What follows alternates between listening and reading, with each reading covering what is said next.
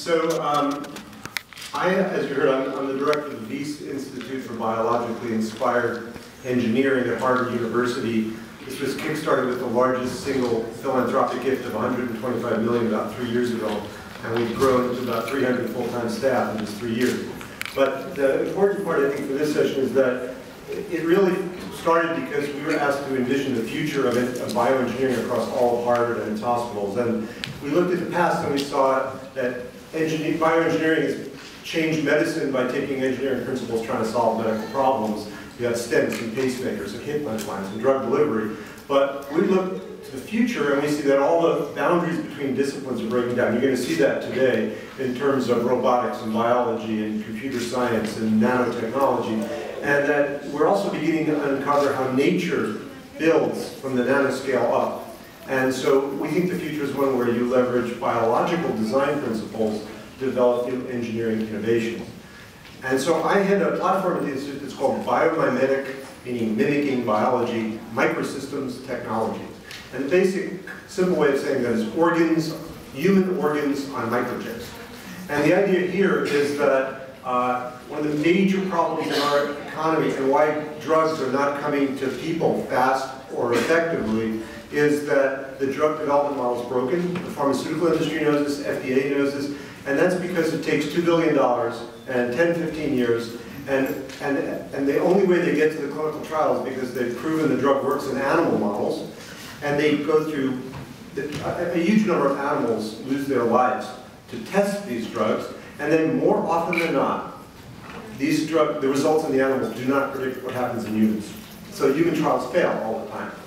And so there's been a real interest in moving to human cells. And this has happened, and people put human cells in a dish. But they don't really mimic whole organ level physiology. So then people try to build tissues using tissue engineering on a chip. Tissues are groups of cells that give specialized behavior. But they don't really mimic how your lung breathes in and out and your heart pumps, or your muscles actually physically contract. And so we set out to try to build real organs on chips using human cells. And the angle that we took about this was we saw the huge advances in computer microchip manufacturing, where you literally can control feature scales at the same scale that living cells live at. And so the idea that we had was, we started with the human lung. And the major functional unit of the lung is the air sac. Every time you breathe in, the air goes in, it expands. It's made up, it's very simple. It has a layer of the lining cells of the air sac from the lung. There's a flexible porous matrix that they sit on. And on the other side of that is a layer of capillary blood vessel cells that line the microvessels. And every time you breathe in, all of those cells and tissues stretch, and when you breathe out, they relax. And there's blood flowing through the vessel, and there's air going in and out past the top of the lung cells. And so we set out to use computer chip manufacturing to build a device that would recapitulate that. So with that, I'm going to ask for the people in control to show the video and put down the light, which describes how it can work. We call it human breathing lung on a chip. Wow. The lung on a chip is a microdevice that has the potential Volume to allow animals for the testing of drugs and toxins. The device, which is lined by human cells, mimics the mechanical and chemical functions of a living, breathing lung. With every breath, air enters the lungs, filling and expanding microscopic air sacs. Oxygen is transferred across lung and capillary cells and into the bloodstream. This is also where aerosol drugs are absorbed and where infections and tumors form in the lung. The lung on a chip is crystal clear, flexible, and about the size of a small computer memory stick. But it contains tiny hollow channels created using microchip fabrication techniques. A porous, flexible membrane separates the two channels at the center of the device. The opposite sides of the membrane are lined by human lung and capillary blood vessel cells. This mimics the arrangement of lung and blood vessel cells in the air sac of the lung. Application of cyclic suction in side channels makes the entire flexible sheet and cells stretch and relax rhythmically, just like our lung cells do when we breathe. In the lung on a chip device, air flows over the top of the human lung cells, and a liquid medium containing human white blood cells flows below the capillary cell layer. To test how well the lung on a chip device replicates the natural responses of living lungs, we introduced bacteria into the air channel to mimic an infection. And we introduced white blood cells to the blood channel. We then saw the white blood cells migrate across the capillary cell layer, through the pores of the central membrane, and into the airspace where they engulfed bacteria. Here's a video that shows this response in real time viewed through the device. The tissue cells are not visible here, but we can see white blood cells flowing freely in the capillary channel of the device, just as they do in blood vessels of a healthy person.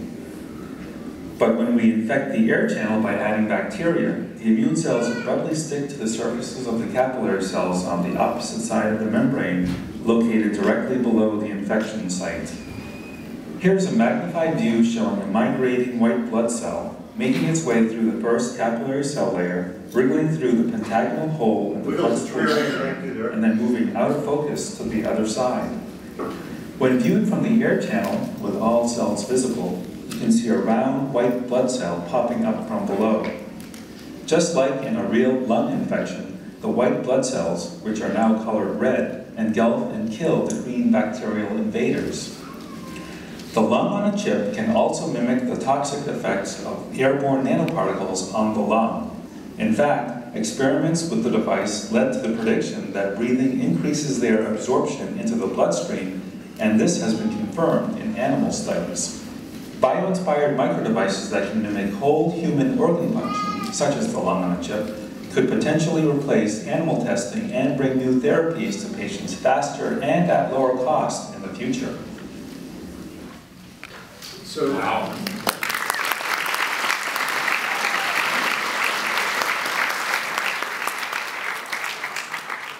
So this was about 2 years ago we published this, and it kind of changed the paradigm in the field that this is possible. One thing that was said at the end that you may have missed is that we use this device to look at whether environmental particulates that are in air that we worried about, they're nanoparticles, they call this nanotoxicology.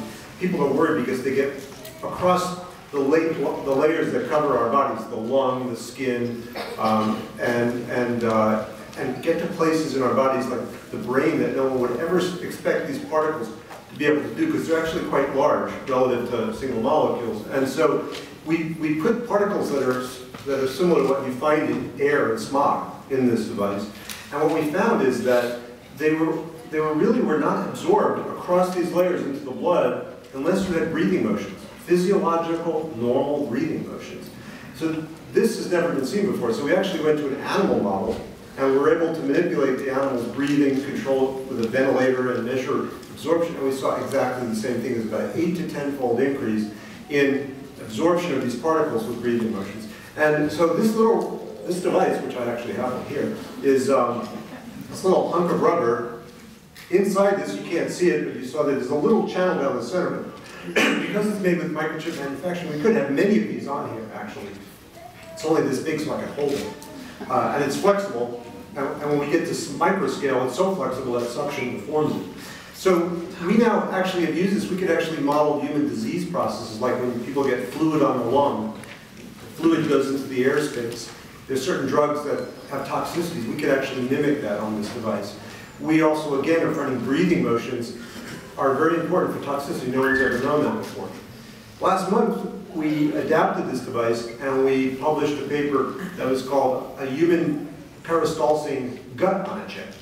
So we took the lining cells from your intestine, we put them on this, and if we give them trickling flow, like flow you have in you hear the gurgling in your intestine, and rhythmic stretches, different rate, but like in your peristalsis or your intestine, not only do the cells survive, but they form undulations that are called villi, which are exactly what we see in our intestine. These cells have been used for 50 years, they've never seen this before. Plus, they put out a mucin coating, which is what protects our gut from the microbes that live there. We have to have intestines in our gut because that helps us digest food and metabolize drugs. So we now can put microbes on these human intestine cells, and they both stay alive, where if you put in additions, contamination, they die. And so now we're working with drug companies and beginning to test drugs. And in fact, we found that we use probiotics, like yogurt, the bugs that live in yogurt, lactobacillus. And when you put them in this, the barrier function gets better, which is exactly what's seen in humans.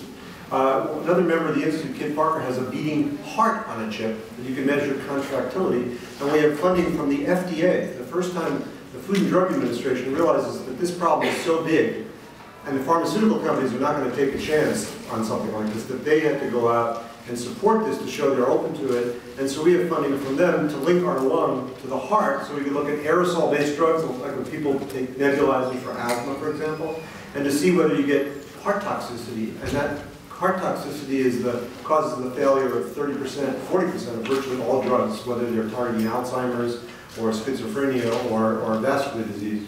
Wow. We also have a bone marrow on a chip that we could literally grow the cells from the bone marrow in a chip and then lethally irradiated animals, so they have no bone marrow, and do a bone marrow transplant from the chip, and we can save the animal. And we have a kidney, and we're basically about to move on 10 different organs, and we're about to start a program where we're linking these organs into basically a human body on a chip in an instrument that would automate control of flow, would do the type of analysis pharmaceutical companies do in terms of drug absorption and clearance and efficacy and toxicity in this human on a chip with flowing circulation going through these little channels to replace animal testing. And so, although this seems pretty simple and dumb, this could actually have more of a near-term impact than, for example, trying to build an artificial whole lung, because this would affect the entire pharmaceutical industry, as well as chemical industry, cosmetics industry, all industries